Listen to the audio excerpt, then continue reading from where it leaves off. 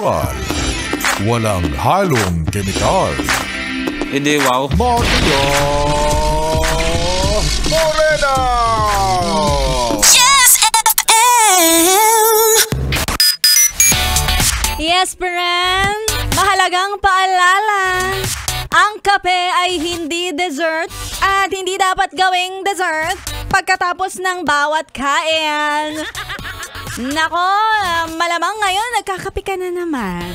Malamang kakasabi ko nito, yung laway mo medyo gustong-gusto na magkape. Laway talaga. Alam mo kung bakit, ha? Nako, kasi sabi nila ang kape daw ay nakaka-breast cancer. Hala? Oo, kuya. Totoo yan, ha? Nakaka-breast cancer yung kape na yan. Ikaw lalo ka na. Ikaw ang hilig-hilig mo talaga sa kakapindot, kakapiga, at kakapisil. Pag masyadong ginagawa yung mga ganyang bagay, ha? Kasi alam mo naman, si ate girl, medyo sensitive yarn. Sensitive! At syempre sa mga yes friend natin na napapasarap ang kanilang pagkakape. Ayan, sana naman yung maranasan mo na ang kape, 'di ba? Kahit na malamig na 'yan, binabalik-balikan pa rin 'yan. Sana ganyan ka rin sa karelasyon mo.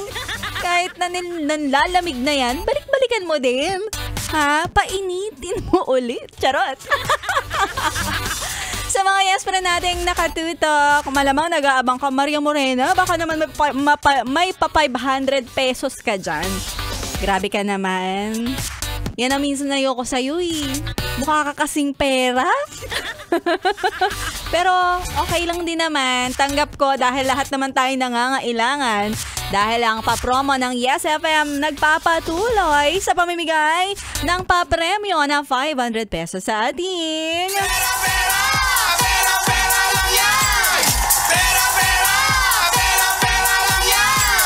At dahil dyan mga yes friend, congratulate na muna natin ang mga winners. Ang panalong-panalo for today. Lalong-lalo na si Kuya Ronnie Isuga. Yan ewan ko kung naglaho na yung 500 kasi kakapamigay niya lang kanina. Sa programa ni Sexy Megan ipinamigay. Kuya Ronnie Isuga, sana buo pa ang 500 mong nakapangalumbaba. O baka bago na yung pera mo dahil puro hayop na yung nandyan, mga animal. Congratulations din kay May Fehieras na nanalo ng 500 pesos kahapon. At syempre, shoutout natin lahat ng mga nakatutok. Hi kay Kuyang Dwight Celoza na hindi daw siya seloso. Ayan, sabi niya dito, nakikinig ang driver ng BCC Transport Services na si Agosto Matining, Carmelo de Jesus, at ang konduktor na si Henaro Solid. Yes, FM. Yan ang gusto ko sa inyo eh. And also kay Asael Liegado na birthday. Di happy birthday. Ayan, solid listener yan. Dapat ganyan talaga pag birthday nakatutok sa Yes FM. Pati na rin kay Joel, kay Shai Ganyo, at kay Ronel Menil. Maraming salamat sa pakikitutok. Tuloy-tuloy lang ang solid na pakikinig. Dito lang sa 101.1 Yes FM. Susunod na, like a barista. Sa ng